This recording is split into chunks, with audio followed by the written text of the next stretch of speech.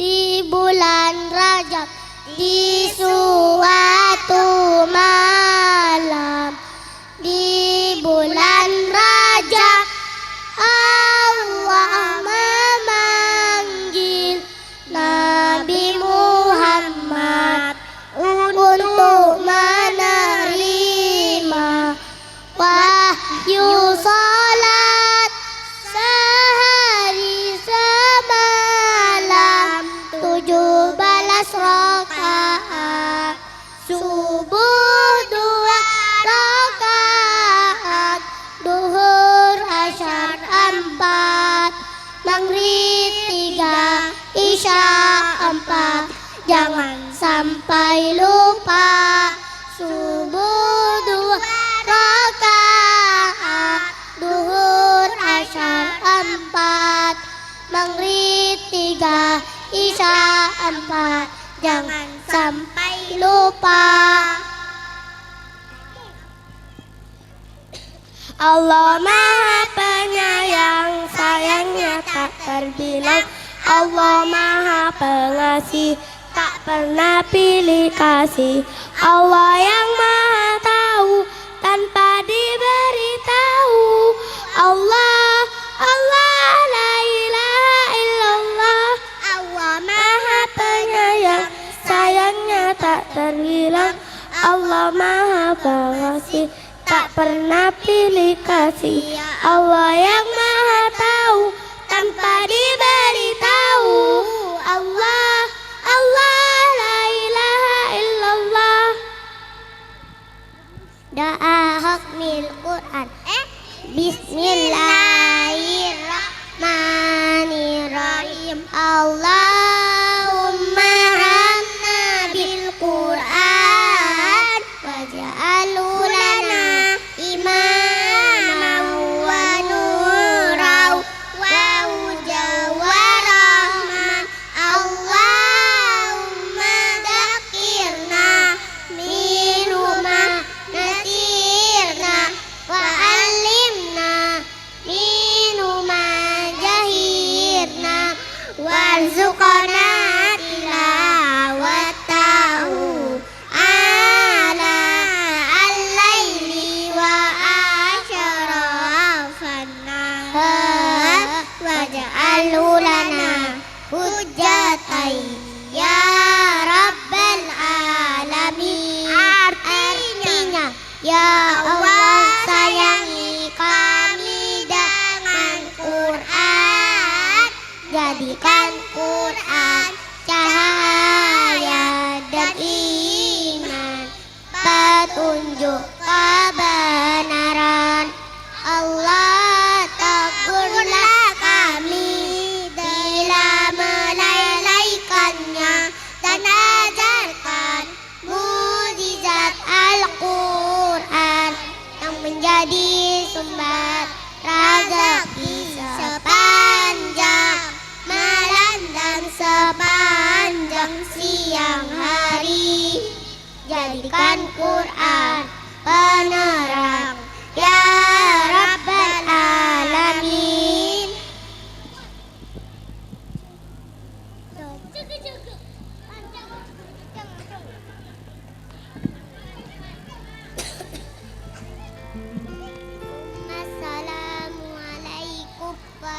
Assalamualaikum warahmatullahi wabarakatuh.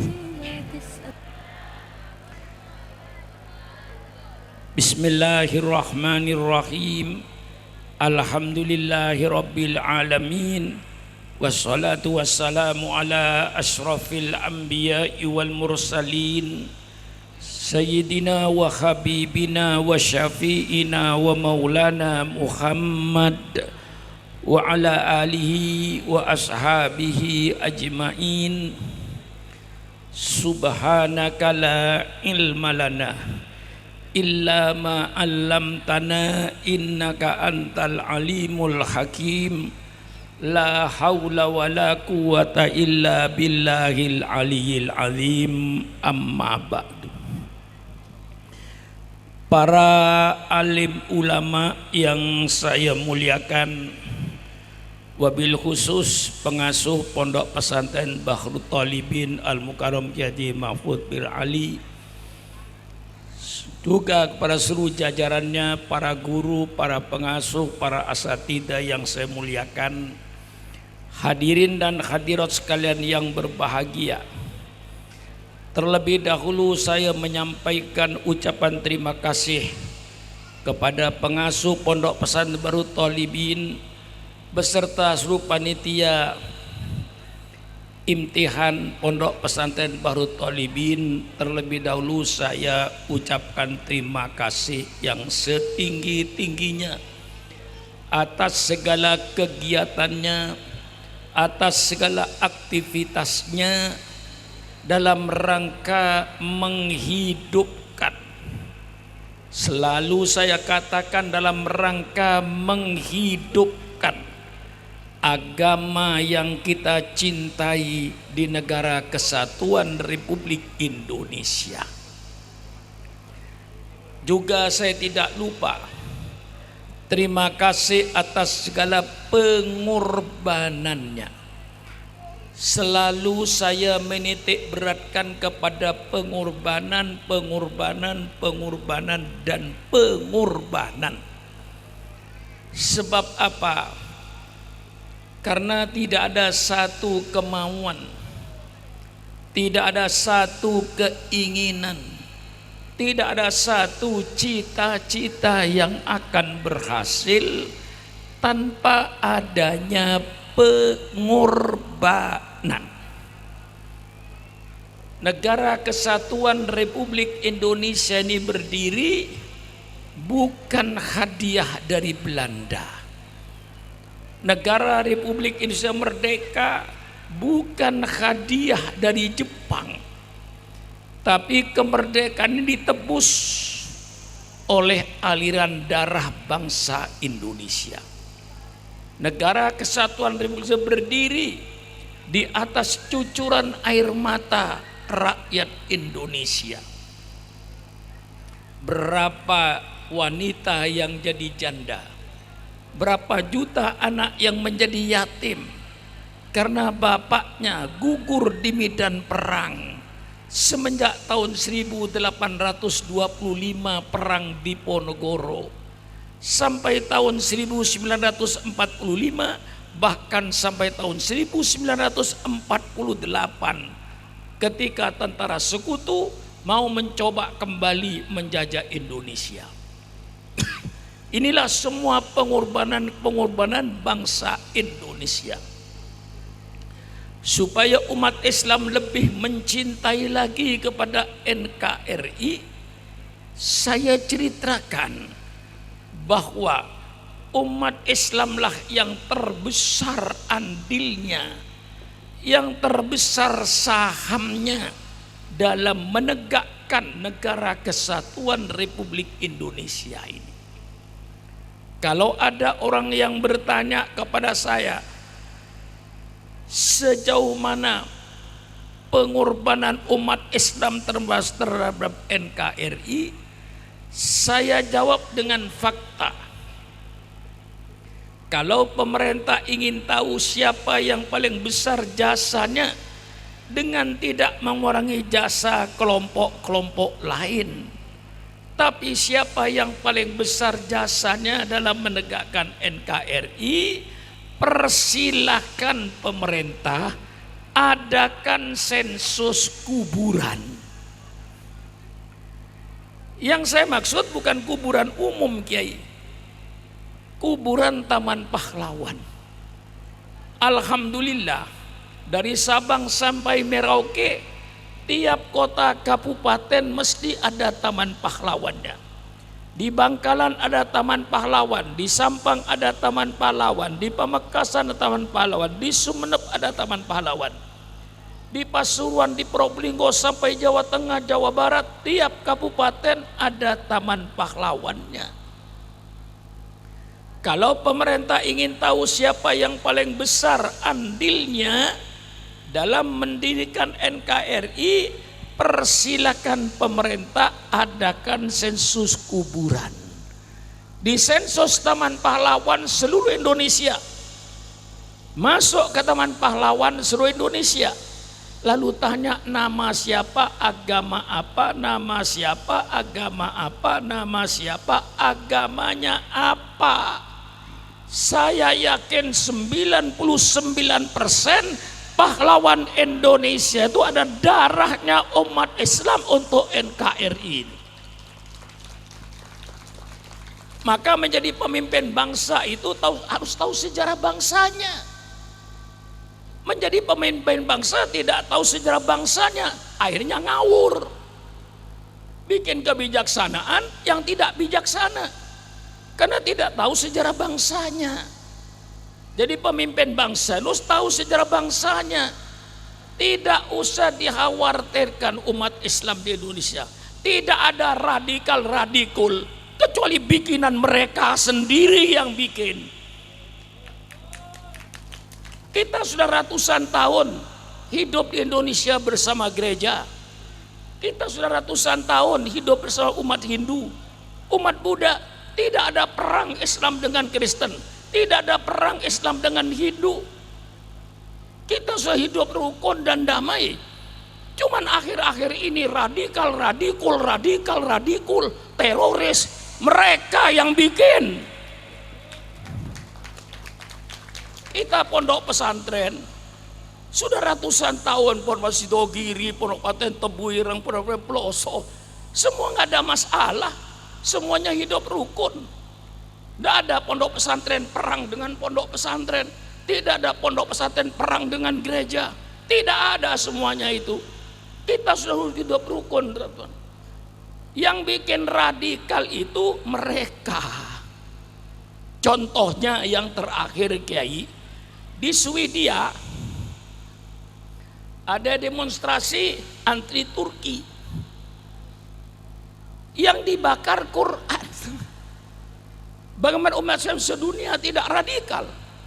Syukron Makmun termasuk radikal menghadapi mereka yang membakar Al-Quran ini.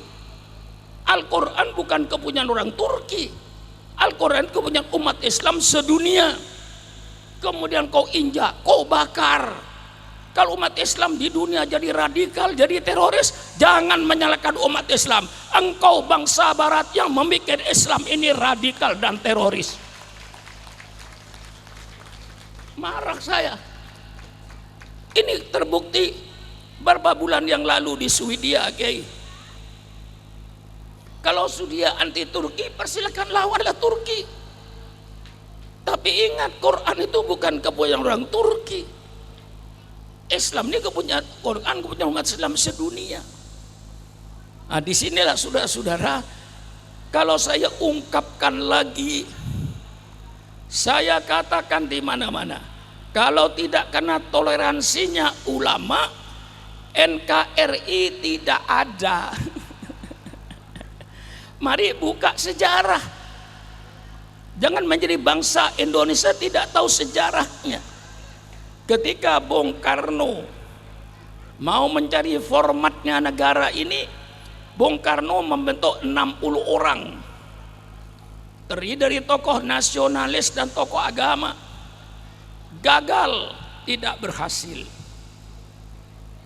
Akhirnya Bung Karno membuat panitia 9 yang terdiri daripada Bung Karno, Bung Hatta, A.A. Maramis dari kelompok Katolik, Abi Kusno, Kahar Mudakir, Agus Salim, Muhammad Yamin, termasuk Bapak Kiai Haji Wahid Hashim. 9 orang itu mengelola apa formatnya negara ini. Berdebat setiap hari, adu argumentasi.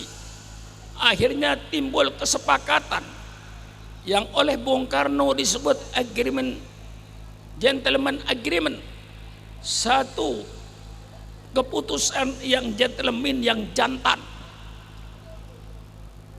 Apa format yang diperoleh, ditandatangani oleh semua tokoh agama, ditandatangani oleh semua tokoh nasionalis. Negara Republik Indonesia berdasarkan ketuhanan dengan kewajiban menjalankan syariat Islam bagi pemeluk-pemeluknya. Nah, ini banyak umat Islam yang lupa ini, Kiai. Lupa ini umat Islam. Ini keputusan pertama. Negara Republik Indonesia berdasarkan ketuhanan dengan kewajiban menjalankan syariat Islam bagi pemeluknya. Yang tidak meluk Islam tidak usah menjalankan syariat Islam. Ini keputusan ditandatangani oleh semua tokoh agama, termasuk yang tanda tangan di sini A.A. Maramis, tokoh Katolik. Setelah terbentuk format ini dan disetujui oleh semua tokoh nasionalis dan tokoh agama, Bung Karno dipaksa, didesak untuk segera memproklamirkan negara ini. Maka tanggal 17 Agustus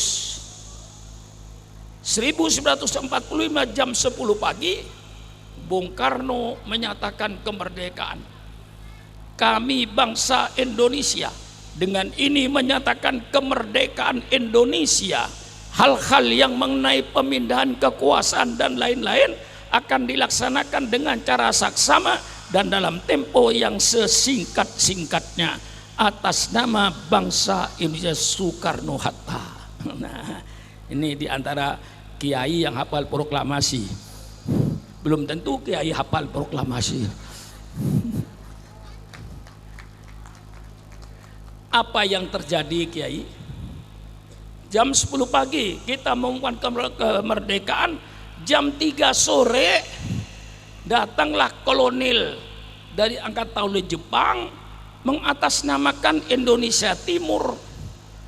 Kalau 7 kata ini tidak dicabut dengan kewajiban menjalankan sebagai pemeluknya, Indonesia Timur tidak ikut. Subhanallah. Akan memproklamirkan sendiri, Kiai.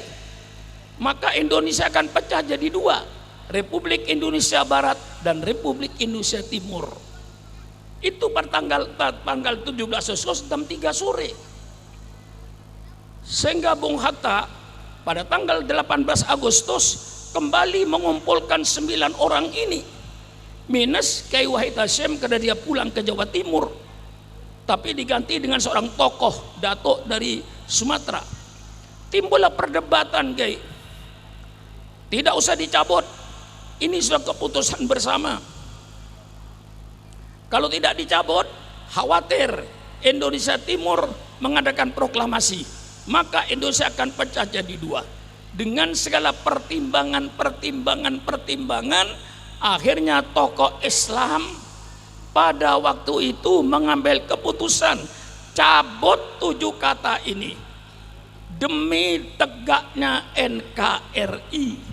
Seandainya tokoh Islam waktu itu tidak mau mencabut 7 kata, Kiai, NKRI tidak ada. Ini bangsa Indonesia. Yang paling toleransi itu ulama. Mengapa ulama yang dicurigai? Ini berarti pemimpin yang tidak tahu sejarah bangsanya. Kalau tahu sejarah bangsanya, tidak akan ulama ini mengkhianati NKRI. Kita yang membentuk, kita yang membangun. Para ulama lah yang paling cinta NKRI. Seandainya ulama tidak cinta NKRI, tanggal 18 Agustus tidak terjadi pencabutan 7 kata, NKRI tidak ada. Yang muda-muda begini kan tidak tahu ini. Untung ada Sukron Makmun yang tua. Ya, karena insya Allah ini saya yang paling tua di sini nih sekarang ini. Tapi kelihatannya gimana, Bu? Saya kelihatannya tua apa muda, Bu? Jangan macam-macam kamu itu. Yang bilang muda itu berarti naksir saya itu. Itu namanya perempuan mata keranjang. Umur saya ini sudah 83, mau masuk 84. Sudah umur tua. Tapi saya baca sejarah ini. Jadi seandainya waktu itu ulama tidak mau mencabut 7 kata, yang nggak ada NKRI ini. Ulama lah yang paling toleransi dengan segala pengorbanannya. Maka saya katakan pengorbanan. NKRI itu merdeka di atas aliran darah. Negara kesatuan berdiri di atas cucuran air mata rakyat Indonesia. Ini pengorbanan.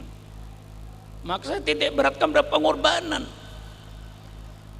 Islam ini saja berdiri karena pengorbanan. Rasulullah dengan para sahabatnya berkorban. Subhanallah. Mari kita baca sejarah. Kita baca sejarah pahitnya Rasulullah. Ya biasanya kita cuma membaca manisnya. Kita puji Rasulullah setinggi, memang benar. Pujian apa pada Rasulullah pantas. Itu Imam Busiri yang menyatakan, apapun pujian pada Rasulullah pantas. Da'ma da'atun nasara fi nabiyimi wahkum bimasita madhan wahtakini. Tinggalkan oleh engkau pengakuan orang Nasrani terhadap nabi mereka. Mereka mengatakan nabinya anak Allah. Itu urusan mereka. Umat Islam, asal kau jangan berkata nabi anak Allah, pujian apa saja kepada WhatsApp pantas, asal jangan menganak Tuhankan Nabi Muhammad sallallahu alaihi wasallam. Kalau menganak Tuhankan Nabi Muhammad, murtad. Jadi pujian apapun kata Imam Busiri persilakan. Nah, saya akan menceritakan pahitnya Rasulullah jadi nabi. Mengapa? Supaya kita lebih cinta pada Rasulullah. Bagaimana Rasulullah menyebarkan Islam? Pertama kali dari pintu ke pintu, dari pintu ke pintu, ketok pintu di rumah keluarganya untuk mengajarkan tauhid kepada keluarganya. Karena apa? Karena diancam oleh orang kafir Quraisy dengan kekerasan, diancam dengan pembunuhan, diancam dengan penyiksaan. Subhanallah. Baru Nabi Muhammad itu berdakwah terang-terangan setelah ayat Quran turun. Fasda bima tu'mar wa a'rid anil jahilin. Pada saat itu Rasulullah berdakwah terang-terangan. Apa yang terjadi? Pahit yang dialami Rasulullah. Sahabat-sahabatnya disiksa, malah sahabatnya ada yang dibunuh. Sayyidina Bilal ditarik, dikaikat tangannya, ditarik di padang pasir, perutnya dikasih batu supaya Sayyidina Bilal kembali jadi kafir. Tapi Sayyidina Bilal tetap berkata ahad, ahad, ahad, Allah yang Maha Esa. Dengan penyiksaan semacam itu saya ceritakan kepada Anda agar Anda merasakan bagaimana pengorbanan sahabat-sahabat itu. Bukan hanya berkorban harta, tapi berkorban jiwa. Mengapa Islam zaman Rasulullah maju? Karena setiap umat Islam merasa saya wajib membiayai Islam. Saya wajib membiayai Islam. Setiap sahabat mempunyai perasaan saya wajib membiayai Islam. Saya punya unta untuk Islam, saya punya kambing untuk Islam, saya punya kurma untuk Islam. Karena setiap orang Islam merasa saya wajib membiayai Islam, Islam hidup. Nah sekarang kira-kira umat Islam di sini merasa wajib nggak membiayai Islam ini? Nah, NO dulu hidup Kiai, karena warga NO membiayai NO Kiai. Zamannya Kiai Hasyim Asy'ari, zamannya Kiai Wasbullah, orang NO ini warga NO membiayai NO, jual sawah untuk NO, jual kebun untuk NO. Karena kita punya kewajiban untuk membiayai NO dulu. Sekarang terbalik, bukan membiayai NO, apa yang saya ambil keuntungan dari NU. Kalau dulu apa yang saya berikan kepada NU. Maka saya katakan pada pengurus Nahdlatul Ulama ketika kumpul di rumah saya, mulai Rois Amnya sampai ketua umumnya, saya bilang sekarang robah cara berpikirnya NU. Kalau NU ingin hidup, saudara jadi pengurus NU dari Rois Am sampai ketua, apa berpikirnya? Mau menghidupkan NU atau mau cari hidup di NU? Hah? Mau menghidupkan NU atau mau cari hidup di NU? Kalau saudara mau menghidupkan NU, NU hidup. apa yang harus saya berikan kepada NU, bukan apa yang saya peroleh dari NU. Ini jiwa para sahabat dan jiwa NU di awal dulu. Maka NU maju, NU hidup. Karena orang NU merasa saya wajib membiayai NU. Zaman Rasulullah, setiap sahabat merasa saya wajib membiayai Islam. Islam akan maju melawan orang kafir, mau perang, mau ini perlu biaya. Karena semua sahabat berpikir saya wajib membiayai NU, saya wajib membiayai Islam, maka Islam zaman Rasulullah hidup. Mau perang, tidak ada kesulitan Rasulullah.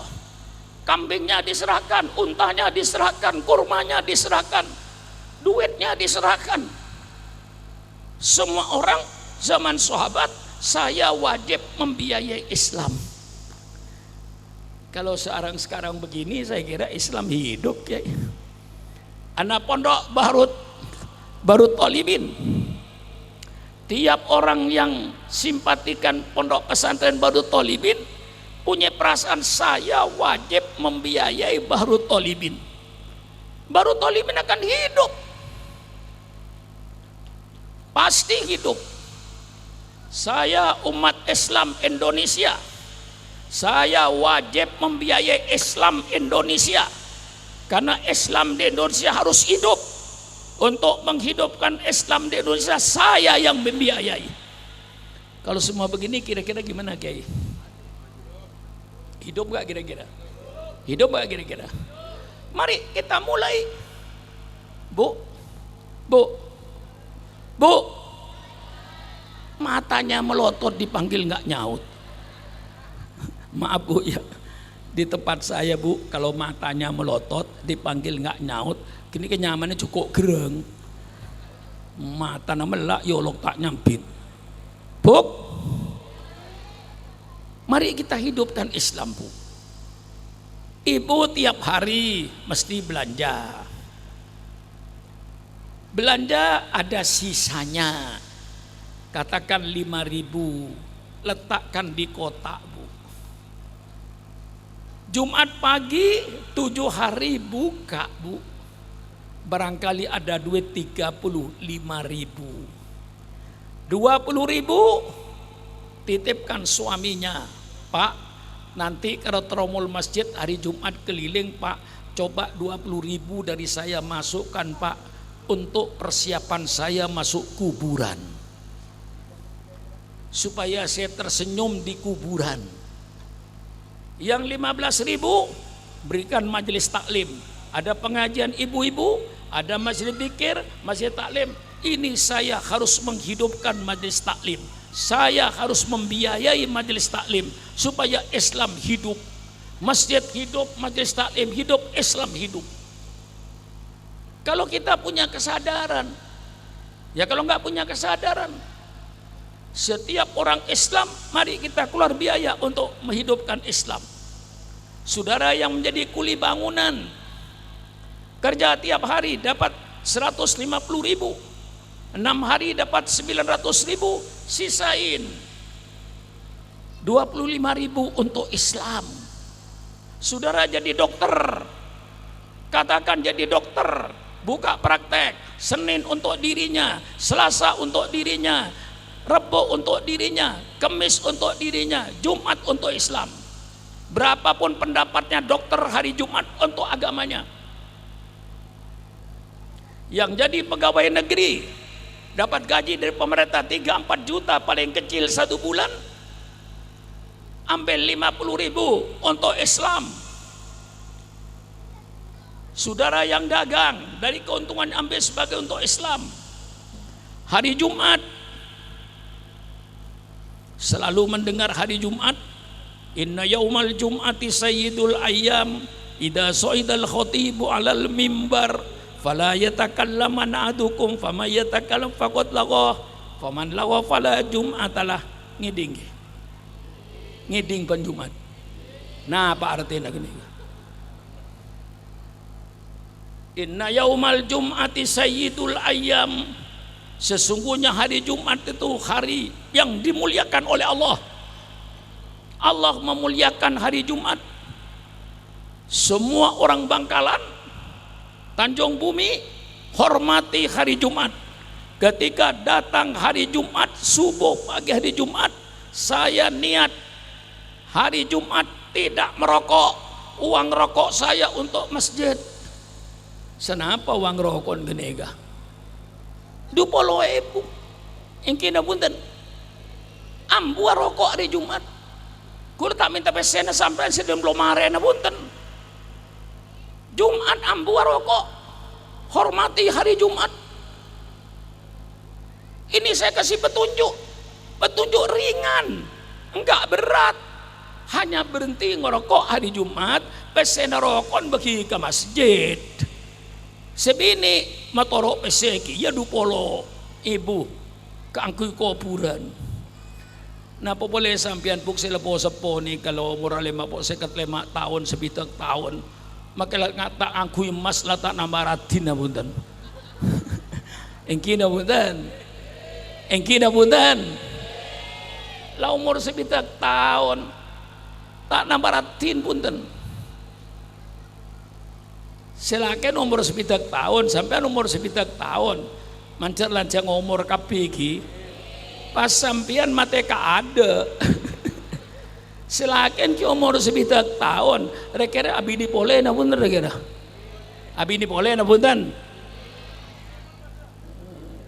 ngaku abini pole bu kam abini pole oleh bini ngud buka lemari na bu kala kalau ngasampian bagi ke si binin sengoda kala geleng ngasampian bagi ke si binin semoda insyaallah nang kuburan sampean ngekek jerina engke wonten ngekek toncun sampean subhanallah kalung saya subhanallah gelang saya dipakai oleh istri mudanya coba kasih Bahrut Thalibin. Coba kasih pondok pesantren, coba kasih masjid, coba kasih yayasan-yayasan Islam. Sampai nang kuburan akan tersenyum dengan gelang emasnya, tersenyum dengan kalung emasnya, tidak akan gigit jari. Ini saya kasih kesadaran umat Islam sekarang ini. Kalau semua orang yang depan saya ini punya pikiran, saya wajib membiayai Bahrut Thalibin. Karena Bahrut Thalibin harus hidup. Hidupnya Bahrut Thalibin perlu duit. Dari mana kalau tidak kita? Masjid perlu hidup. Nyon besor ke orang Tanjung Bumi, mun sampian memasok PC ke dalam tromol masjid 2.000 nun gela nun cara seberamal. Sampian menghina agamanya sendiri, sampian tidak menghormati agamanya. Masa agamanya untuk Islam 2000 mau masuk surga 2000 pakai otak yang sehat dong. Ini kasar kiai, tapi mutai kasar tak mantep kiai. Tipe kasar 10 makle mantep. 2000 sampian masuk surga. Sampean ke Wonokromo lihat kebun binatang paling punten saat Malikartes 15.000. Kapan Malikartes 15.000 masuk ke kebun binatang cuma niku monyet niku ketang segemi 15.000. Sampean ke masjid Masya Allah usolli sunnatan tahiyatal masjid mustaqbirlillahi ta'ala, Masya Allah pahala. Mari tahiyatul masjid sampai niat nawaitul i'tikaf fi hadal masjid sunnatan lillahi ta'ala, ganjaran boleh. Mereka ki adzan khotib berkhutbah sampai oleh ilmu. Mari khotib berkata usolli fardul jum'ati mustaqbirlillahi ma'muman lillahi ta'ala. Mari sholat Jumat usolli sunnatan ba'diyatal jum'ati mustaqbil turwatillahi ta'ala. Berapa ganjaran sampean? Masa 2.000 bagi kanan tanda Parcaja ingin apa punten? Ingin apa punten? Jajal dua ibu bagi ke anak tanda ibu bagi ke masjid senda. Lah ini saya mau menghidupkan Islam. Lah karena kula maca pepatahnya orang Arab jahiliyah kiai. Tapi saya dia pun orang Arab jahiliyah, jawe kalbakah yadbakah. Laparkan anjingmu baru nurut sama kamu. Jadi kalau anjingnya ingin nurut, jangan dikenyangkan anjing itu. Kalau anjing kenyang kagak nurut kiai. Laparkan anjingmu baru kau nurut sama kamu. Maka saya kata umat Islam seluruh Indonesia bersama para ulamanya, jangan jadi anjing lapar kau. Kau jadi anjing lapar akan dipermainkan oleh orang-orang yang punya duit. Syukur kalau yang punya duit orang beriman. Kalau yang punya duit orang tidak beriman mempermainkan Islam. Apa tidak hancur Islam ini? Maka jangan jadi anjing lapar. Ini dibikin kiainya supaya jadi anjing lapar nurut. Banyak kiai anjing lapar yang kiainya nurut. Pidato mengikuti pesan sponsor. Lah ini saya katakan. Maka alhamdulillah sejak dulu saya tidak mau jadi anjing lapar. Saya selalu jadi anjing kenyang. Tidak peduli dengan siapapun saja. Saya tidak akan ngemis-kemis. Tidak punya harga diri. Itu selalu saya katakan saudara-saudara. Maka ini marilah umat Islam ini, semua orang Islam sekarang punya perasaan saya wajib membiayai Islam. Yang jual sayur saya wajib membiayai Islam. Yang jadi kuli bangunan saya wajib membiayai Islam. Yang jadi pegawai negeri saya wajib membiayai Islam. Kalau semua orang Islam mempunyai perasaan wajib membiayai Islam, insya Allah Islam jaya kiai. Loh, saya tiru sahabat. Sahabat Rasulullah dulu punya perasaan bahwa semua sahabat punya perasaan saya wajib membiayai Islam. Sehingga Rasulullah mau perang, Rasulullah mau apapun saja tersedia semua, tidak ada kekurangan. Karena mereka membiayai Islam. Lah saya kirim sekarang umat Islam seluruh Indonesia ini yang jumlahnya sekian ratus juta, mari umat Islam keluarkan uangnya untuk membiayai Islam supaya Islam hidup di Indonesia ini tanpa ngemis-ngemis kepada orang lain. Nah, ini saya bangkitkan semangatnya.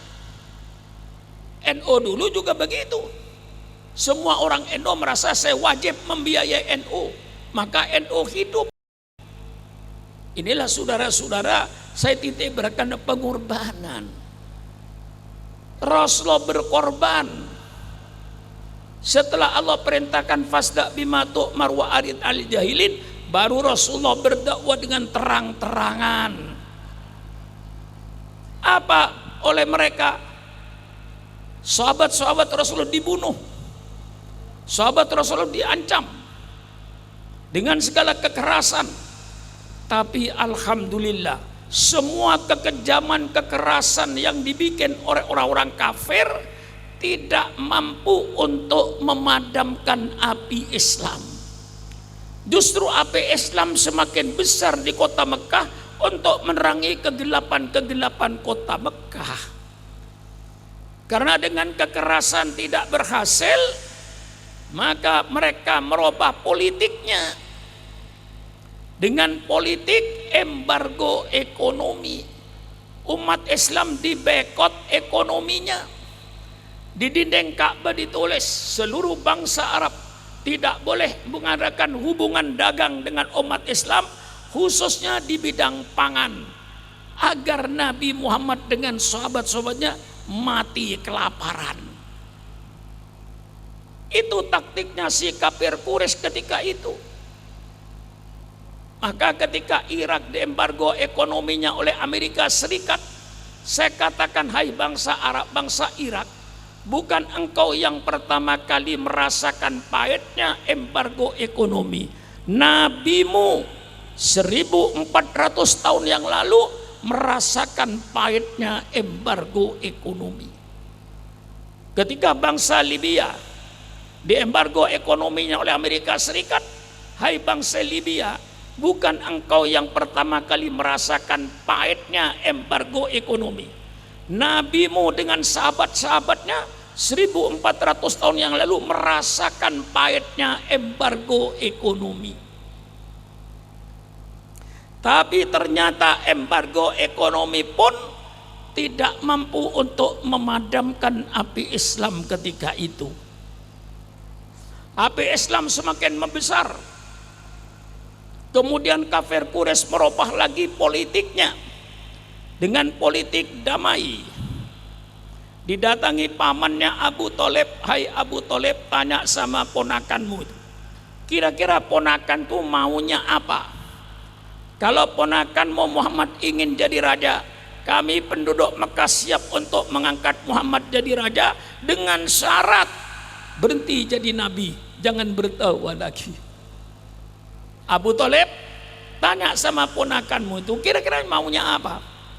Kalau ponakanmu ini menjadi orang kaya di kota Mekah, kami penduduk Mekah siap untuk menyerahkan kekayaan kami kepada ponakanmu, sehingga nanti Muhammad akan jadi orang terkaya di kota Mekah ini, dengan syarat berhenti jadi nabi, berhenti berdakwah menyebarkan agamanya. Abu Thalib tanya sama ponakanmu maunya apa? Kalau ingin kawin dengan gadis-gadis di kota Mekah ini, kami siap mengumpulkan semua gadis kota Mekah ini. Persilakan ponakanmu kawin 1, 2, 3, 4, 5, 6, 7, 8, persilakan, dengan syarat berhenti jadi nabi. Kira-kira kalau ditawarkan sama kiai sekarang, kira-kira gimana kiai? Apa? Takhta, wanita, harta. Tapi Rasulullah menjawab, jangan itu yang ditawarkan. Kasih tahu sama si kafir-kafir itu, letakkan matahari di tangan kananku, letakkan rembulan di tangan kiri, aku tidak akan berhenti menjalankan agama. Tinggal pilih, saya hancur atau agama saya jaya. Itu Rasulullah. Jadi kalau orang oleh pemerintah dikasih jabatan, kiai dikasih jabatan, itu ada dua kiai. Pertama kali positif, oleh pemerintah dikasih jabatan supaya dia pergunakan jabatannya untuk memperkuat agamamu. Misalnya Syukuran Makmun diangkat jadi menteri luar negeri atau menteri dalam negeri, supaya saya pergunakan jabatan saya untuk dakwah Islamiyah. Itu pertama kali positif kiai. Tapi yang kedua kiai, kemungkinannya kiai dikasih jabatan supaya berhenti jadi kiai. Kira-kira yang kuat yang mana kiai? Yang pertama apa yang kedua kira-kira? Hah? Ya kalau Syukuran Makmun jadi menteri luar negeri, berarti saya berhenti jadi kiai. Tidak mungkin sudah ngundang saya. Saya sudah menjadi menteri luar negeri atau saya jadi menteri dalam negeri. Tidak mungkin saya baca Fathul Qorib di masjid-masjid. Tidak mungkin saya baca kitab Riyadhus Shalihin di masjid-masjid. Jadi ada dua kemungkinan kiai, positif dan negatif. Positifnya kemungkinan oleh pemerintah Syukuran Makmun dikasih jabatan supaya Syukuran Makmun mempergunakan jabatannya untuk kepentingan Islam. Kemungkinan pertama. Kemungkinan kedua, Syukuran Makmun dikasih jabatan supaya berhenti jadi kiai. Kira-kira yang kuat yang mana ya? Yang pertama apa yang kedua kira-kira? Apa? Yang kedua. Ya sudahlah, itu terserah penilaian saudara. Cuman saya memberikan alternatif dua. Kiai diangkat jadi pejabat, positifnya kiai dikasih lahan untuk berdakwah lewat jabatannya. Yang kedua, diangkat menjadi pejabat supaya kiai tadi berhenti jadi kiai. Nah, terserah mana yang lebih kuat, saudara yang menilai. Saya nggak ikut saudara. Cuman saya memberikan alternatif saja. Lah ini pengorbanan Rasulullah dalam berdakwah. Tidak seperti Suqran Makmun berdakwah. Subhanallah. Saya berdakwah ini Masya Allah. Ya rata-rata nikmatlah. Kecuali kalau sudah berkaitan dengan politik baru saya pahit. Kalau tidak berkaitan dengan politik, Masya Allah, saya datang ke Singapura, datang ke Kuala Lumpur, datang ke Brunei, datang ke Sumatera, datang ke Jawa. Ini Kiai, saya sudah 1 minggu meninggalkan Jakarta ini. Tiap malam begini nih saya. Sudah 7 malam begini nih. Mulai dari Jawa Tengah, Magelang, ribuan manusia sampai 3 kilo nggak bisa masuk. Saya pidato dari Magelang ke Asirojia, ribuan manusia lagi. Setelah Asirojia saya ke Lumajang, setelah ke Lumajang saya ke Malang, setelah ke Malang kemarin ke Konang, dari Konang malam ini di sini. Baru malam ini saya akan langsung pulang Jakarta, kayak setelah 1 minggu mengembara. Tapi semuanya nikmat. Belum pidato sudah siapkan makanan dan minuman. Tapi nabimu berdakwah ke Taif bukan disiapkan dengan buah apel, bukan dikasih roti, dilemparin batu oleh mereka sehingga Rasulullah luka wajahnya. Itu nabimu sakit sampai malaikat Jibril turun menawarkan jasa. Hai Muhammad, angkat tanganmu, minta kepada Allah. Kami semua malaikat-malaikat gunung siap untuk menggerakkan gunung di Taif ini untuk menghimpit penduduk Taif itu. Apa jawab Rasulullah? Bukan itu Jibril yang saya minta. Saya diutus kepada mereka. Kalau mereka mati semua, kepada siapa saya berdakwah? Allahumma hdi qaumi fa innahum la ya'lamun. Ya Allah, berikanlah hidayat kepada penduduk Taif ini ya Allah. Mereka menyakiti saya karena kau tidak kasihlah hidayat. Subhanallah, orang yang nyakiti didoakan yang baik. Kira-kira orang Tanjung Bumi kira-kira bisa sendiri. Kira-kira, oh orang Tanjung Bumi yang di musuh nyakein menteri tapura kelap. Menteri tapura kelap. Kanjeng Nabi punten, Allahumma hdi qaumi fa innahum la ya'lamun. Subhanallah, ini pengorbanan nabimu. Segala macam teori, praktek gagal semua untuk menggagalkan Islam ini. Akhirnya apa yang terjadi? Orang kafir Quraisy mengadakan musyawarah di Darun Nadwa. Bagi saudara yang pergi umroh atau pergi haji, Darun Nadwa pancoran emas itu kira-kira 50 meter. Itu dijadikan tempat sidang. Dalam tafsir Tabari dijelaskan dalam rapat ini iblis hadir. Apa musyawarahnya? Bagaimana cara untuk membendung gerakan Muhammad ini? Akhirnya dalam musyawarah Abu Jahal berkata, tangkap saja Muhammad, masukkan penjara, kasih kunci dari luar supaya dia tidak keluar kampung masuk kampung. Lidah dia itu manis, mudah diterima oleh umat. Masukkan penjara. Apa kata iblis? Pendapatmu tidak benar. Muhammad itu dari golongan bangsa Quraisy, golongan yang terhormat di negeri Arab ini, dan golongan yang dihormati di negeri Arab ini. Tidak mungkin nanti anggota di penjara, pasti akan dibela oleh bangsanya untuk dikeluarkan dari penjara. Sia-sia kau menangkap Muhammad. Jadi kalau sekarang Kiai ada istilah dikriminalisasi, saya nggak heran. Kiai dikriminalisasi nggak heran saya. Habib dikriminalisasi nggak heran saya. Jangankan Habib, jangankan Kiai, Nabi dikriminalisasi.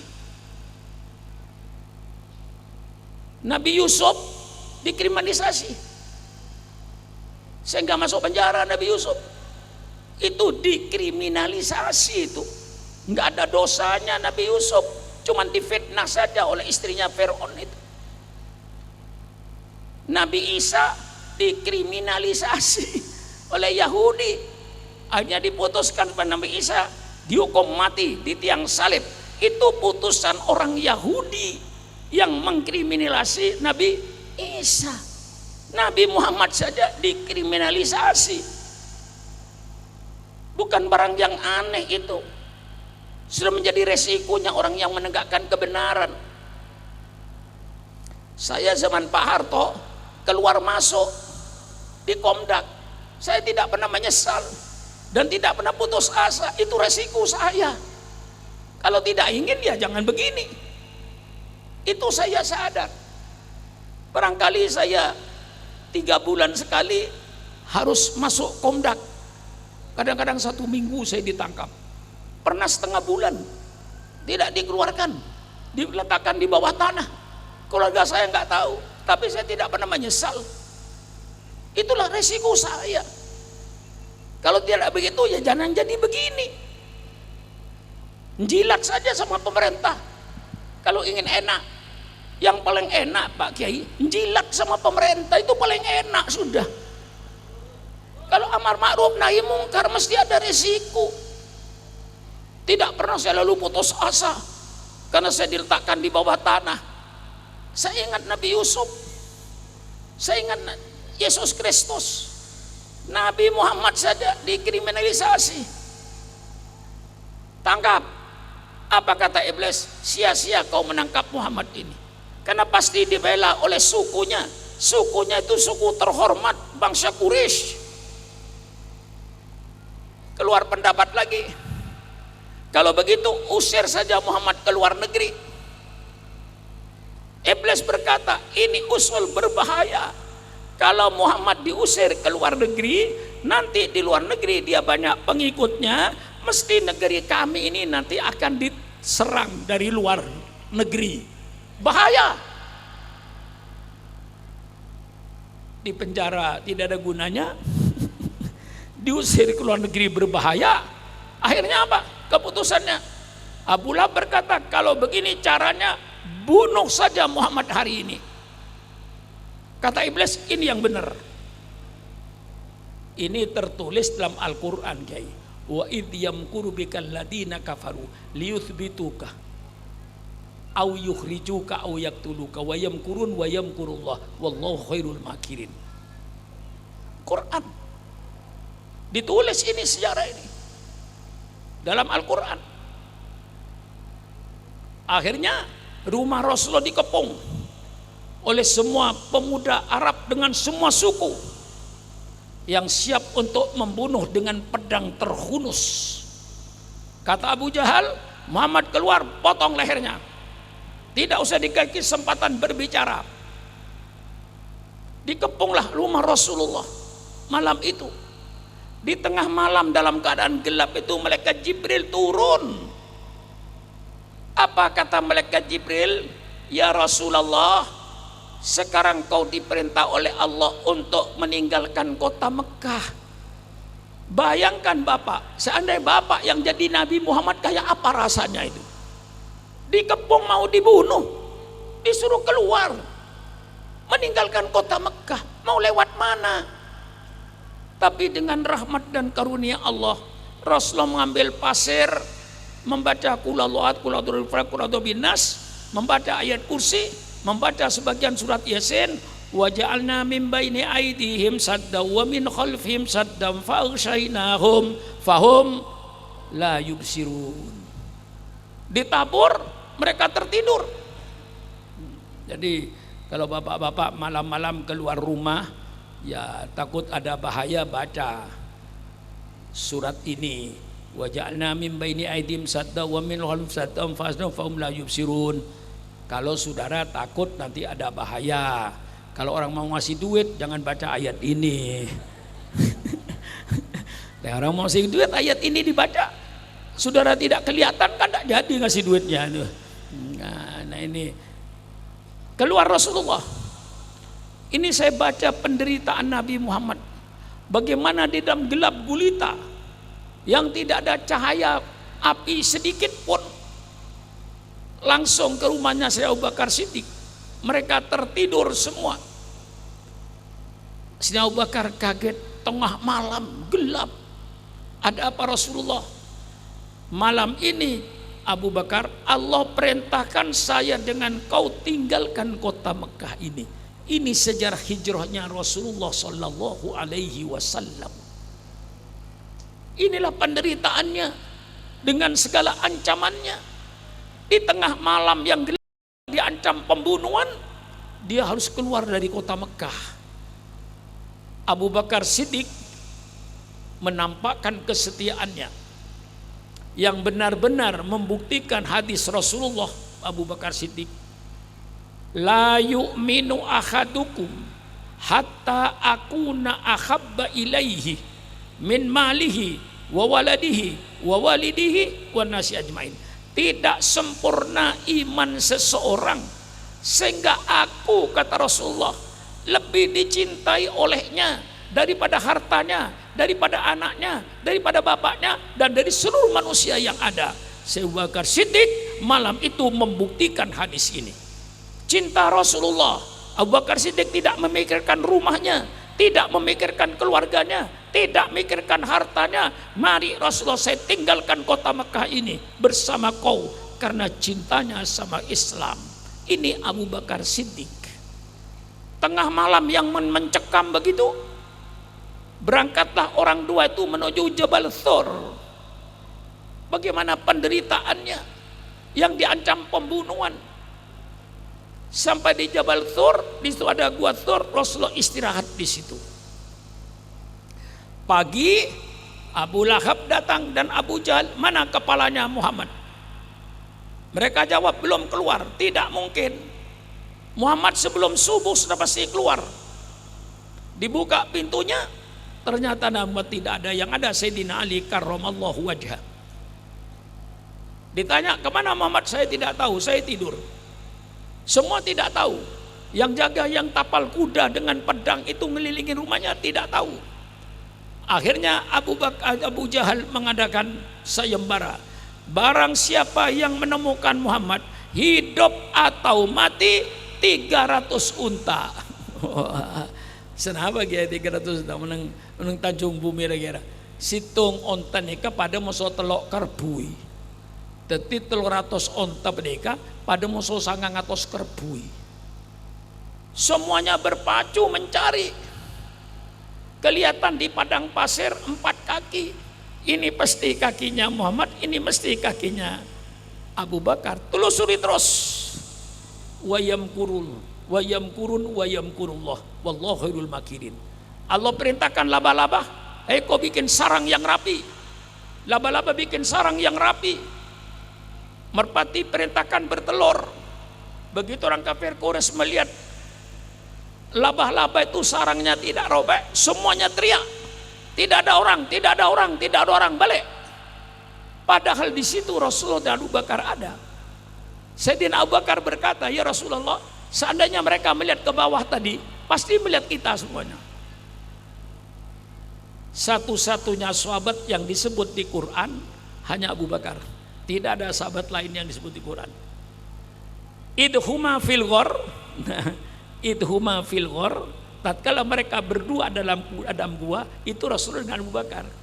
Itu qala li sahibihi la tahzan innallaha ma'ana. Abu Bakar, jangan sedih kau, Allah bersama kami.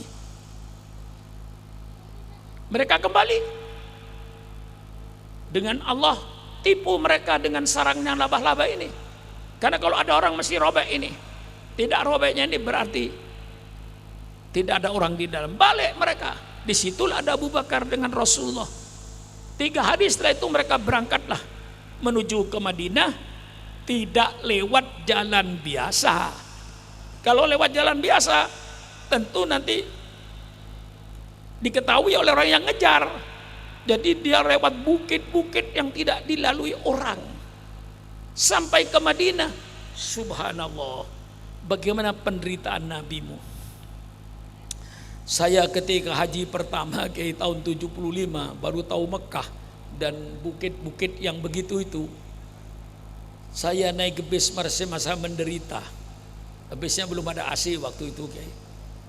Lalu saya membacakan, ya Allah, Rasulullah berangkat dari Mekah ke Madinah 460 kilometer, tidak lewat jalan yang bawah, lewat pegunungan. Bagaimana penderitaannya? Bagaimana kita tidak cinta sama Rasulullah? Begitulah pengorbanan beliau kepada kita. Lalu apa pengorbanan kita kepada agama kita? Itulah pengorbanan Rasulullah yang luar biasa. Apa pengorbanan kita? Tidak ada artinya pengorbanan Syukran Makmun kalau dibanding dengan pengorbanan para sahabat, dibanding pengorbanan Rasulullah sendiri. Ibaratkan titik pasir yang ada di tengah-tengah padang pasir, apa yang dikerjakan Syukran Makmun ini.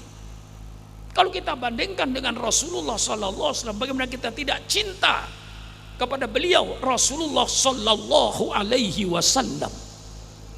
Inilah pengorbanan beliau. Karena pengorbanan beliau inilah alhamdulillah kita sekarang tidak jadi korban.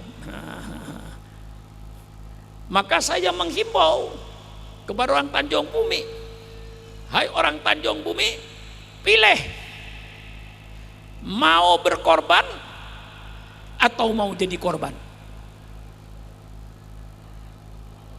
Hah? Saya nasihatkan, kalau kau tidak mau berkorban, kau akan jadi korban. Kalau sudah jadi korban, tidak perlu berkorban. Sudah jadi korban, mau apa? Bu, letedung boleh. Bu, tadi pagi sholat subuh enggak Bu?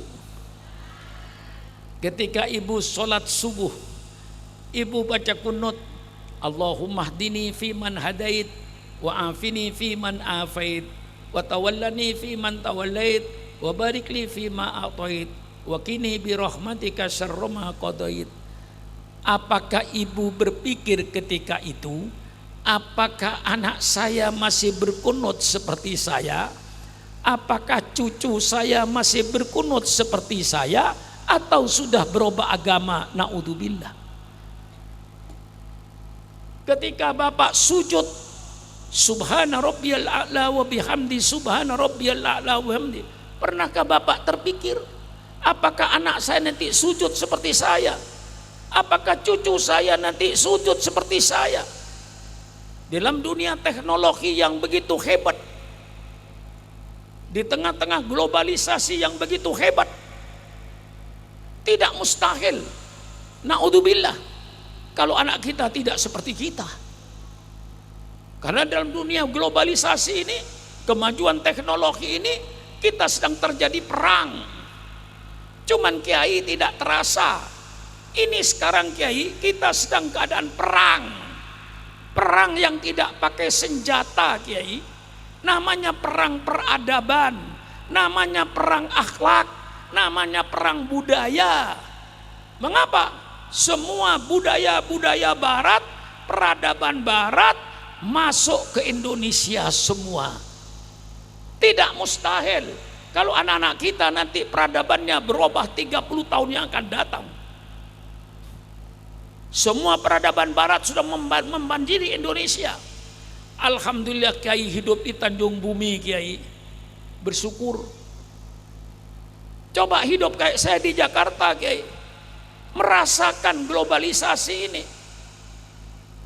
Kalau kita duduk di lapangan terbang Soekarno-Hatta, turun pesawat, katakan Lufthansa Airline, buka pintu keluar orang Jerman, Kiai, dengan pakaian Jermannya, dengan adab Jermannya, dengan kesopanan Jermannya, dengan pergaulan Jermannya, masuk ke Indonesia. Turun lagi pesawat KLM, buka pintu keluar Belanda, pakaiannya pakaian Belanda setengah telanjang, pergaulannya pergaulan Belanda, pergaulan bebas, masuk ke Indonesia. Sebentar lagi turun pesawat Qantas Airline, buka pintu keluar orang Australia dengan budaya Australinya. Sebentar lagi turun British Airlines buka pintu keluar orang Inggris. Sebentar lagi turun lagi pesawat France Air Service, buka pintu keluar orang Perancis. Seluruh bangsa sedunia tumplek ke Indonesia dengan membawa akhlak dan peradaban mereka. Tidak mustahil kalau anak kita nanti akan berperadaban seperti mereka. Kalau tidak cepat kita bentengi akidah kita ini. Kalau kita bentengi dengan pondok pesantren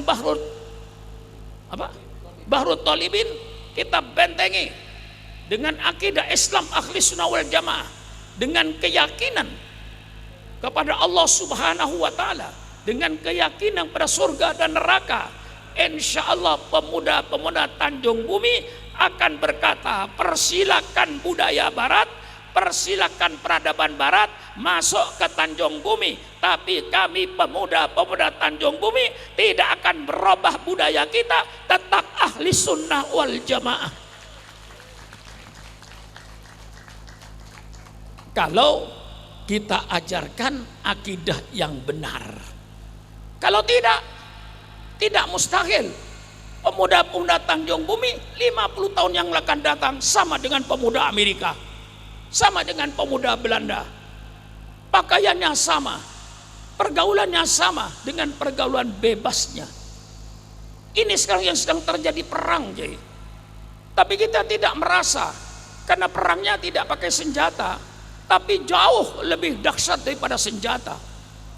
Kalau perang melawan senjata, persilakan Amerika, kau bunuh ratusan ribu bangsa Afghanistan, tetapi budaya Islam di Afghanistan tidak mundur. Persilakan bangsa Amerika, kau bunuh puluhan ribu bangsa Irak, yang kau bunuh matilah bangsa Irak puluhan ribu, tetapi budaya Islam tetap bertahan di Irak. Itu namanya perang fisik. Tapi kalau perang budaya, naudzubillah, dan kita sudah banyak kalah, Kiai. Coba kalau di kota kabupaten, katakan kota Bangkalan, katakan kota Surabaya, berapa banyaknya anaknya orang Islam, perempuan yang sudah dewasa pakai celana pendek. Ada nggak, Kiai? Ada nggak, Kiai? Kadang-kadang anaknya ustadz lagi. Ini namanya sudah kalah perang kita ini. Peradaban barat sudah masuk ke rumahnya Kiai, anaknya ustadz, anaknya Kiai. Perempuan sudah umur 8 tahun, 9 tahun pakai celana pendek. Hancurlah budaya kita ini. Ini namanya perang peradaban, Kiai. Belum lagi dimasukkan ajaran-ajaran sesat ke negara-negara Islam. Di antaranya sekarang apa yang dikembangkan di Indonesia ini? Liberalisme. Liberalisme itu bahasa Inggris, Kiai. Bahasa Indonesianya kebebasan. Kebebasan adalah hak asasi manusia. Ini yang akan menghancurkan Islam. Di Indonesia kita tidak paham, hanya melihat kulitnya liberalisme, tidak tahu dari mana makhluk ini lahir. Saya baca dari mana makhluk ini lahir. Makhluk liberalisme dari mana lahir? Mengapa orang barat lalu liberal? Saya baca sejarah peradaban barat, Kiai. Mengapa barat menjadi liberal? Ingin menjadi orang bebas. Karena mereka trauma terhadap agama mereka, Kiai. Kalau kita tidak ada trauma terhadap ajaran Islam, tidak ada. Ketika tahun 392 itu ada dekret dari kerajaan Romawi Konstantinopel bahwa agama gereja menjadi agama negara. Sehingga waktu itu tumbuhlah gereja begitu pesat, kan menjadi agama negara. Pada tahun 476 kerajaan Konstantinopel hancur. Kemudian satu-satunya lembaga yang dianggap imamnya bangsa barat gereja. Hanya gereja itu berkuasa, kekuasaannya melampaui batas. Saya baca bukan gereja sekarang, gereja tahun 476 Masehi. Pada tahun 500 di bawah kardinal yang bernama Gregorius, mereka mengadakan lembaga Vatikan. Lalu di antara kardinal-kardinal dipilih oleh mereka, diangkat untuk menjadi wakil Tuhan yang namanya Paus Paulus. Paus Paulus itu dipilih oleh kardinal-kardinal ini dan dilantik oleh kardinal itu dijadikan wakil Tuhan yang maksum, tanpa dosa. Itulah keyakinan mereka. Ketika itu gereja mempunyai kekuasaan yang luar biasa, bukan agama saja, menguasai ekonomi, menguasai agama, menguasai ekonomi, menguasai politik, menguasai ilmu pengetahuan. Dan barang siapa yang bertentangan dengan gereja dianggap kafir, harus dihukum mati. Dan cara menghukum mati pada tahun itu sangat-sangat kejam, tidak manusiawi. Mengapa? Kalau orang dihukum mati, cara pelaksanaannya pertama dibakar hidup-hidup. Seorang ahli ilmu pengetahuan astronomi, ahli perbintangan bernama Bruno, ini mati dibakar oleh gereja, karena bertentangan dengan keyakinan gereja. Gereja berkeyakinan bahwa seluruh planet yang berputar di langit ini mengitari panji-panji mahkota Paus Paulus di kota Roma. Keyakinan mereka. Bruno dalam ilmu pengetahuan tidak, bertentangan, akhirnya dihukum mati, dibakar hidup-hidup. Kalau tidak dibakar hidup-hidup, Kiai, orang dihukum mati oleh gereja pada waktu itu digergaji, kayak gergaji kayu, dibelah dua manusia itu. Subhanallah, subhanallah, alangkah kejamnya engkau wahai gereja pada tahun 500 Masehi. Bukan gereja sekarang, itu sudah jauh berubah. Saya baca peradaban ini. Kalau tidak digergaji, Kiai, gereja penjara itu memelihara macan, harimau. 1, 2, 3 harimau. Kalau ada yang mau dihukum mati, harimau tidak dikasih makan. Lapar 2 hari. Baru orang yang dihukum mati dilempar ke tengah-tengah harimau itu. Dirobek-robek oleh harimau itu, dimakan dagingnya. Subhanallah. Sehingga orang Eropa waktu itu trauma dengan agamanya, takut dengan agamanya karena kekejaman gereja pada waktu itu. Saya berani bicara karena saya baca sejarah peradaban barat ini. Subhanallah, subhanallah. Mereka trauma dengan kitab sucinya, saudara. Karena kitab sucinya mereka itu ada 5. 1, kitab suci yang bernama Matius, yang ditulis oleh orang yang bernama Matius. Yang 2, kitab sucinya bernama Injil Markus, yang ditulis oleh orang yang bernama Markus. Yang ketiga ada Injil Lukas, yang ditulis orang yang bernama Lukas. Yang keempat Injil Yahya, yang ditulis orang yang bernama Yahya. Ini 4 Injil disahkan oleh gereja. Ada 1 Injil yang tidak disahkan oleh gereja dan haram dibaca, namanya Injil Barnabas, yang ditulis oleh orang yang bernama Barnabas. Mengapa Injil ini tidak boleh dibaca? Karena isinya mirip dengan Al-Quran, sudah saya baca. Nah, mereka trauma, mana kitab aslinya? Kok ada 4? Asli itu mesti 1. Nah, di antara mereka yang trauma, yang tidak trauma ya enggak apa-apa. Mereka yang yakin keempat-empat itu asli ya bersilakan. Tapi yang trauma, mengapa kok 4? Mana yang asli? Dan ini karangan manusia semua. Yang ngarang Matius, yang ngarang Lukas, yang ngarang Yahya. Bukan datang daripada Tuhan Bapa. Nah, mereka trauma yang trauma. Trauma yang ketiga orang barat, mengapa? Sebabnya barat itu menjadi liberal, lalu berpikiran kebebasan ala asasi manusia, ingin bebas dari agama. Kemudian mereka trauma dengan sosoknya Yesus Kristus. Yesus Kristus itu manusia biasa, apa anak Tuhan, apa Tuhan. Di antara mereka trauma, kalau dikatakan Tuhan, Bagaimana Tuhan kok datang belakangan? Langit dan bumi sudah ada. Masa yang bikin datang belakangan? Itu mereka trauma. Trauma yang terakhir, Kiai, ketika gereja mengeluarkan sunat pengampunan. Orang kalau berdosa datang ke gereja, tobat, beli surat. Mereka berpikir, kok yang mengampuni dosa kok manusia biasa, kok bukan Tuhan Bapa, kok bukan Tuhan Anak, kok gereja mengeluarkan surat pengampunan. Di antara mereka trauma. Nah, yang trauma ini di barat menjadi dua kelompok, Kiai. Satu kelompok yang trauma ini berani berontak kepada gereja Vatikan. Dianggap gereja Vatikan itu iblis. Berontak dia, yang dipimpin oleh seorang tokoh namanya Martin Luther. Nah, ketika Martin Luther dikejar untuk dibunuh, dia lari ke Jerman. Di Jerman dilindungi oleh penguasa Jerman. Akhirnya Martin Luther bikin agama baru yang namanya Protestan, yang protes sama gereja Vatikan. Musuhnya itu. Nah, yang tidak berontak, Kiai, mengeluarkan paham liberalisme.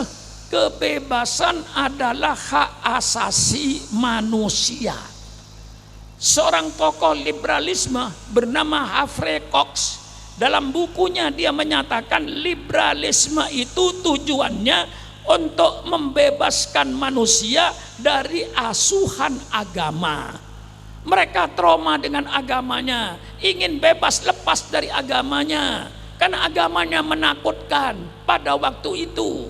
Itulah lahirnya liberalisme, ingin membebaskan manusia dari asuhan agama. Kemudian paham ini diekspor ke dunia Islam, supaya Islam berpaham liberalisme. Tentu kita tidak mungkin kita berpaham kebebasan manusia. Wa ma khalaqtul jinna wal insa illa liya'budun. Tidaklah saya ciptakan jin dan kecuali untuk sujud kepada Allah. Syukran makmun diciptakan oleh Allah, bukan untuk semau gue, kata orang Betawi. Syukran makmun diciptakan oleh Allah, bukan untuk sakaripi dewe, kata orang Jawa. Syukran makmun diciptakan oleh Allah, bening ngalak karpet hibi, canreng madura. Allah ciptakan syukran makmun untuk melaksanakan perintah Allah dan untuk menjauhi larangan Allah. Dan syukran makmun tidak pernah trauma dengan perintah Allah, tidak pernah trauma dengan larangan Allah. Malah kita merasakan perintah Allah itu bermanfaat kepada kita, larangan Allah itu berbahaya untuk kita. Tidak pernah orang Islam trauma dengan ajaran Islamnya. Lah ini saya kembangkan sekarang ini, Kiai. Maka saya katakan, persilakan liberalisme masuk ke Indonesia dengan syarat liberalisme dibatasi dengan Pancasila, liberalisme dibatasi dengan agama, liberalisme dibatasi dengan akhlak. Kalau kebebasan adalah asasi manusia, tidak dibatasi dengan Pancasila, tidak dibatasi dengan agama, berarti di Indonesia sekarang ini sedang terjadi proses pembinatangan bangsa Indonesia. Bangsa Indonesia mau jadikan ayam, pengayaman bangsa Indonesia, pengkambingan bangsa ini sedang terjadi. Bu, letidung boleh. Bu, oneng ajam sampean. Oneng ajam. Itu binatang kurang ajar, Bu. Contohnya, Bu, ayam bertelur. Katakan telurnya 6 biji. Ngerem, Bu. Kapan ngerem tedes. Tadi ajam laki, tadi ajam bini. Yang kita punten. Kapan laraja ajam laken nyake kambun. Kurang ajar apa punten? Kurang ajar apa punten? Si ajam lake, si ajam bini, raja-raja esake soman. Kurang ajar apa? Ini sedang terjadi pengayaman bangsa Indonesia. Kalau liberalisme ini tidak dibatasi dengan agama, tidak dibatasi dengan Pancasila, maka di Indonesia sedang terjadi pengayaman bangsa Indonesia.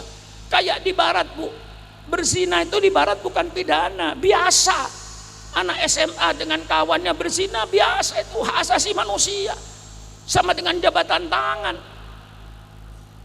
Seorang perempuan punya suami selingkuh dengan tetangga, suaminya tidak terima, masuk ke pengadilan, ditanya oleh hakim, "Hei perempuan, mengapa kau selingkuh dengan laki-laki itu?" Si perempuan berkata, "Saya senang dengan dia, dia senang dengan saya mau dengan dia mau sama dengan ketok palu." Bebas, hak asasi manusia. Indonesia sedang digarap seperti itu sekarang oleh mereka. Maka kita harus sadar, jangan diterima liberalisme begitu aja. Setelah liberalisme lahir lagi namanya sekularisme. Satu paham yang katanya agama tidak mengatur kehidupan manusia. Agama itu hanya ada di dalam masjid, sholat, sujud, tahlilan, marhabanan, bungkus berkat, pulang. Itu Islam. Ya, itu Islam. Tapi Islam bukan itu saja. Islam mengatur kehidupan manusia, mengatur rumah tangga, mengatur bagaimana kita ber-RT dan ber-RW, bagaimana kita berekonomi, bagaimana kita berpolitik, diatur oleh Islam. Islam mengatur politik. Maka kalau ada kiai ulama yang tidak mau berpolitik, itu kiai yang tidak ngerti Islam. Islam berpolitik. Rasulullah hijrah ke Madinah, mendirikan negara Madinah, dilangsungkan oleh Khulafaur Rasyidin, Sayyidina Abu Bakar, Sayyidina Umar, Sayyidina Ali. Itu semua pemimpin politik.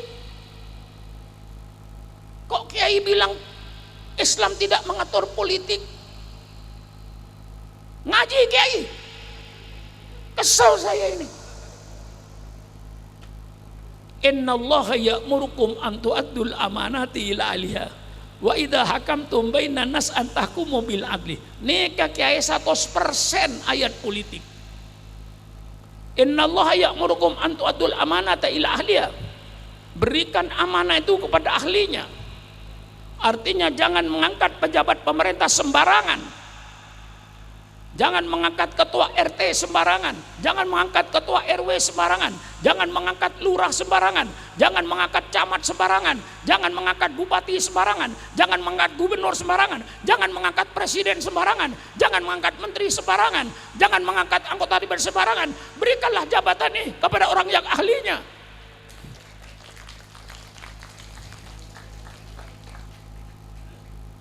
Kesel kiai. Wa idza hakamtum bainan nas an tahkumu bil adli. Kalau kau menetapkan hukum di antara manusia, tetapkan hukum yang adil. Ini kiai politik. Siapa yang bilang tidak politik itu? Kalau kau menetapkan hukum, tetapkan hukum yang adil. Maka Rasulullah Shallallahu Alaihi Wasallam yang meletakkan manusia depan hukum sama, kiai. Manusia depan hukum sama. Bukan profesor-profesor dari Amerika. Manusia depan hukum sama, bukan profesor-profesor dari Eropa. Yang meletakkan manusia depan hukum sama, junjungan kita Nabi besar Muhammad sallallahu alaihi wasallam. Baca kitab Riyadhus Shalihin. Baca kitab Riyadhus Shalihin. Hana? Maca nu punten? Maca nu punten? Cuman kelebetan. Ketutupan sopese itu tahu sopese patening baca kitab. Nah, dalam kitab Riyadhus Shalihin, seorang wanita dari golongan Al-Mahzumiyah nyolong. Tokoh Quraisy pada bingung semua. Ini anaknya orang gede, masa mau dipotong tangannya? Diutuslah Usama bin Zaid, salah satu sahabat yang dicintai Rasulullah. Usama bin Zaid datang sama Rasulullah, "Ya Rasulullah, ini wanita yang nyolong anaknya orang gede Rasulullah. Apakah ada hukuman selain potong tangan?"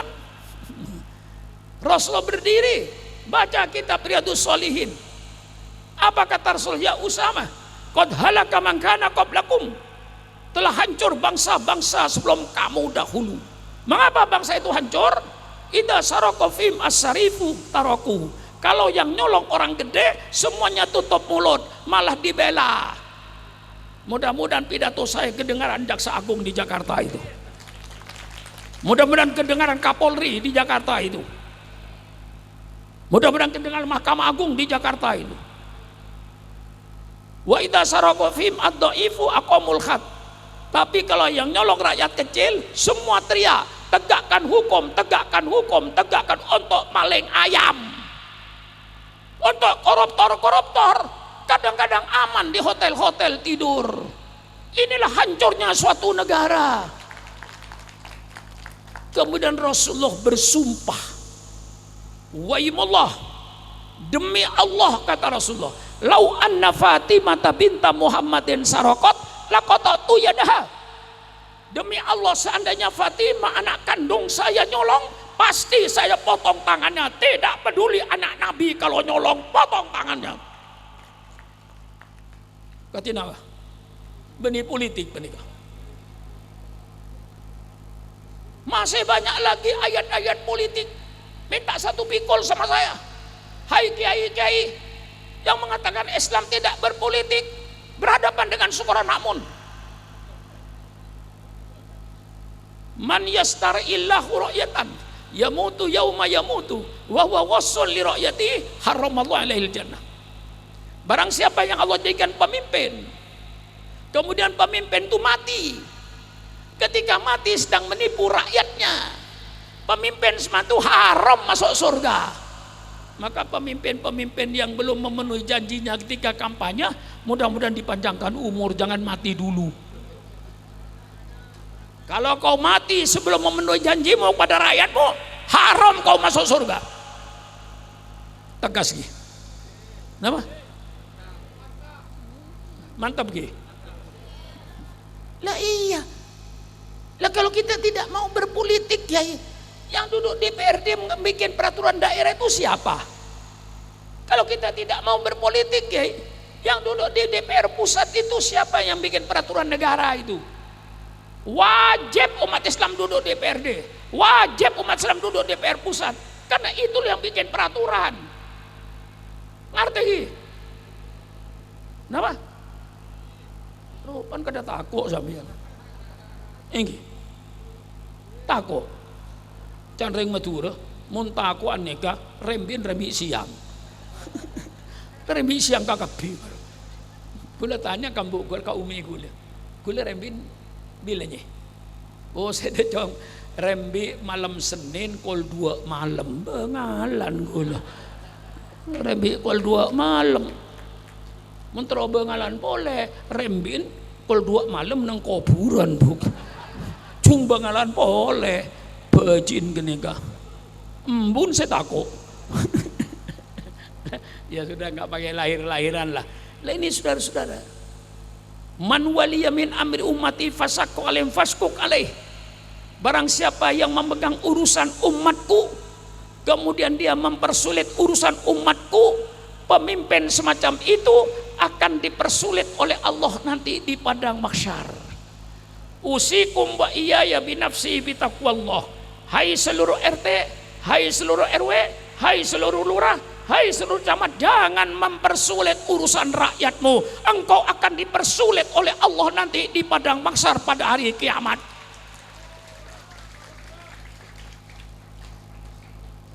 Bener napa untan? Tore pamaria sogula. Senyatan guli kurang sehat lah. Tapi mulai senika pahalop gula. Kurang sehat saya. Ini kerokan di badan saya itu masih merah di belakang itu. Kerokan dulu saya tadi berangkat. Ya kurang sehat lah. Tapi kalau sudah begini jadi sehat saya ini. Lupa sakitnya itu. Lah ini saudara-saudara. Maka di dalam globalisasi ini sekarang yang sedang terjadi perang peradaban, sedang terjadi perang akhlak, sedang terjadi perang budaya. Mari kita pertahankan budaya kita ini dengan pondok pesantren Bahrul Tholibin ini untuk menjadi tempat benteng pertahanan. Dan ini harus hidup. Kalau hidup perlu biaya. Hanya barang mati yang tidak perlu biaya. Ini benar. Ini kadang-kadang salah nereng Islam. Mumbede madrasah, pastro bebas tak majer. Subhanallah. Dek kamu sambian. Bede madrasah, separlo pas tak majer minta bebas. Kira-kira guru nang malaikat Jibril napa manusia. Nah, guru Bahrul Tolibin ini kan orang napa manusia malaikat. Mun orang ada napa punten. Nginom napa punten. Abini napa punten. Andi anak napa punten. Bagaimana hidup dia? Pikirkan. Ya, karena saya juga punya pesantren, Kiai. Pesantren saya yang dalam asrama sekarang ini, Kiai, 5.200 dalam asrama semua. Dan tidak seperti pondok di, ya bukan saya membedakan. Cara di sini, Kiai, orang Madura mun tak lulus ujiannya, pas kuliah saya gigirin, saya omelin. Kiai, orang ngaji tolak, ada kiai nolak orang ngaji, mun tak kengke syukuran di Jakarta. Kemarin sampai saya daftar 2.500 daftar, paling kulo ngalak di petongatos dari 2.500 ke nikah. Ini kalau paling tekiam ponan. Sabab kau baca ketedungan lain dengan produk Madura. Tedungi man kaman santrena itu. Tedungi masjid, tedungi langka, tedungi cerempa. Lekasat pun tak mungkin pun di Jakarta nih kau tuh masuk ke asrama. Tedungi luar tak oleh punten. Jadi terbatas.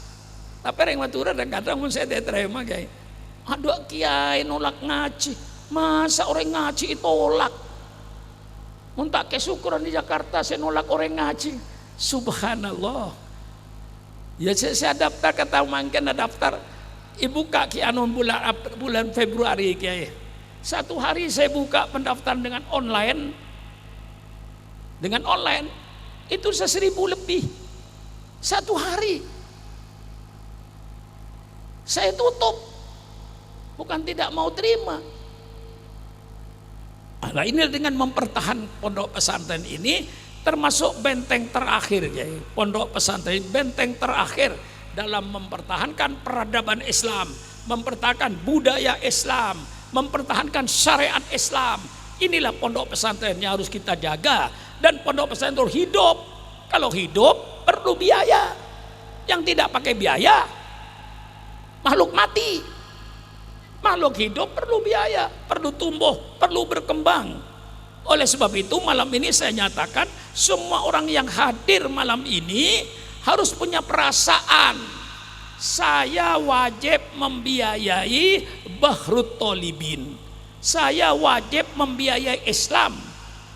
Terserah lewat masjid, lewat majelis taklim biayai, lewat pondok pesantren biayai, sisihkan sebagian hartanya. Allah Subhanahu wa taala memerintahkan itu sangat rasional.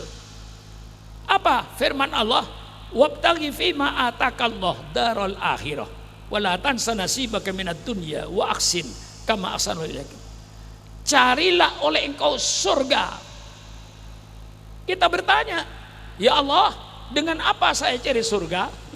Allah jawab, carilah surga dengan apa yang saya berikan kepadamu. Masya Allah. Kata Allah, cari oleh kau surga. Baik Allah, saya mau cari surga. Dengan apa ya Allah saya cari surga? Kata Allah, carilah surga dengan apa yang saya berikan kepadamu. Apa yang Allah berikan kepada kita? Kasih ilmu, carilah surga dengan ilmunya. Dikasih harta, carilah surga dengan hartamu. Dikasih kedudukan dan jabatan, jadi bupati, jadi gubernur, carilah surga dengan kedudukan dan jabatanmu. Amar ma'ruf nahi mungkar. Itu sangat rasional. Mari kita semua yang dikasih rezeki oleh Allah, sampai yang tukang sayur, sampai yang kuli bangunan, mempunyai perasaan bahwa saya ini wajib membiayai Islam. Yang nelayan-nelayan di laut dapat ikan, dapat ini, saya wajib membiayai Islam. Nanti saya Jumatan, paling tidak saya 10.000 saya masukkan ke masjid setiap Jumat untuk biaya Islam. Kira-kira pidato saya berhasil apa tidak ya? Berhasil apa tidak kira-kira?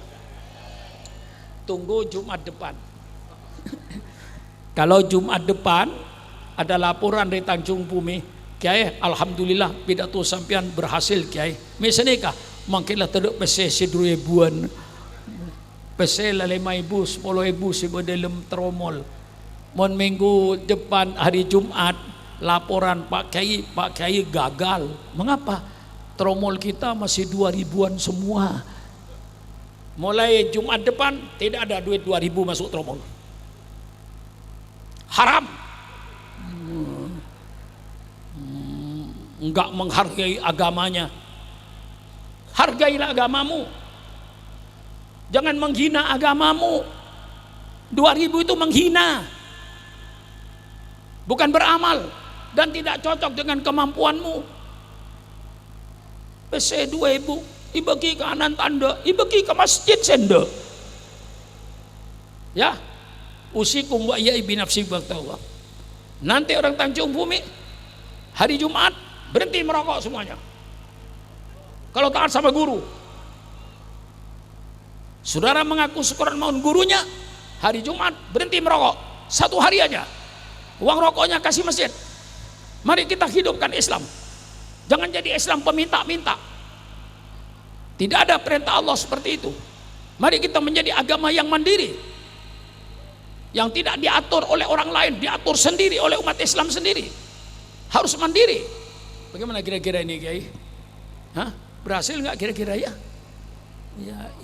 Ya dan hari Jumat laku. Mulai besok pagi tak ada duit 2.000-an di masjid. Kalau masa duit 2.000 berarti malam ini nggak ngaji. Yang ngaji besok siapkan semua. Mau masjid Jumat siapkan 5.000, 10.000. Kalau perlu uang rokoknya 20.000. Insya Allah masjid jaya, pesantren jaya, majelis taklim jaya, masjid dzikir jaya. Kalau kita mau membiayai, kita yang wajib membiayai. Nah, ini kan uswanya zaman sahabat Kiai. Sahabat tapi membiayai Islam. Sampai NU awal tahun ini NU mangken gula. Ya kurang hubungan masuk NU mangken gula. Mon NU dimin gula oning, mon NU dimin dibiayai. Karena gula ni ke jurkamnya NU dimin. Jurkam kula nang NU. Ingat tahun tolo tapi tahun polo situng sampean. Mungkin kina kana tahun 40 situng sampean dia. Kula lah kampanye tahun 70 situng kula kampanye nang lapangan Bengkalan Kasa. Orang apulan ibu. Kampanye Partai Nahdlatul Ulama. Belum ada P3. Partai Nahdlatul Ulama kula kampanye. Tahun 70 situng. Sampai mangken tambu pidato. Masyarakat ni kok kurang paham jok kula le tua Kiai. Ki paksa bae tak langkung Kiai Rabu ke anu aneh. Ya sudahlah, kadang-kadang dirayu ya sudahlah. Datanglah sampai sekarang ini 1 minggu saya meninggalkan Jakarta ini. Besok masuk Jakarta. Insya Allah Jumatan saya di Jakarta, walaupun saya bawa mobil, sudah saya perhitungkan akan Jumatan di Jakarta, kemudian Jumat saya istirahat, Sabtu istirahat, Minggu istirahat, Senin saya terbang ke Pontianak. Senin, Selasa, Rebu, Kamis saya pulang dari Pontianak ke Jakarta untuk menghadapi bulan suci Ramadan. Insya Allah tanggal 18 bulan Maret saya mengadakan peringatan Maulid. Kaki andi otang Kiai. Betul Maulid tak mulot kula. Andi otang berjere so kula. Tanggal 12 Maret peringatan Maulid dan menyongsong bulan suci Ramadan. Mun sampean teroning apon kula engki hadir, kula tak mun ngunceng takok mebrek sampeyan. Mun sampean Rabu tibi sekelangkong. Tak sedih kah? Mun aduh ya yung jong Pak Sukron kok mun tak entar tak nyaman nah. Kula tak ngunceng tapi mun sampean hadir alhamdulillah. Sekian, wassalamualaikum warahmatullahi wabarakatuh. Kenapa? Oh, alhamdulillah dapat borongan lagi. Mari kita baca Fatihah.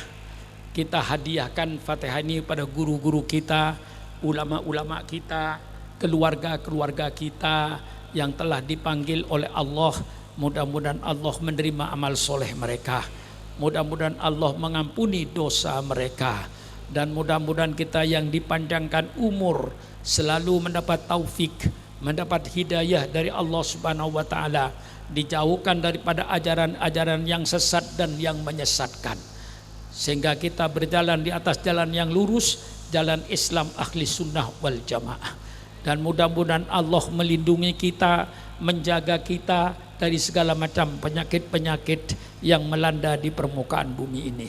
Al-Fatihah biniyatil qabul wa tamami kulli su'lin wa ma'mul wa ala kulli niyatin solihah wa ila hadratin nabiyil mustafa Muhammadin sallallahu alaihi wasallam. Al-Fatihah. A'udzu billahi minasyaitonir rajim. Bismillahirrahmanirrahim.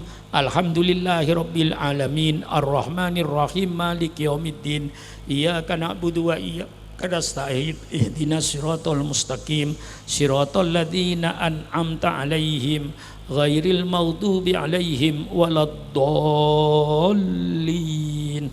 Allahumma bihaqqil Fatihah wa bisirril Fatihah wa bi karamatil Fatihah wa bi barakatil Fatihah wa bi jahi man unzila alaihil Fatihah ya farijal ham ya kashifal gham ya man li abdi yaghfir wa yarham ya dafi'al bala'id al bala wal waba wat taun.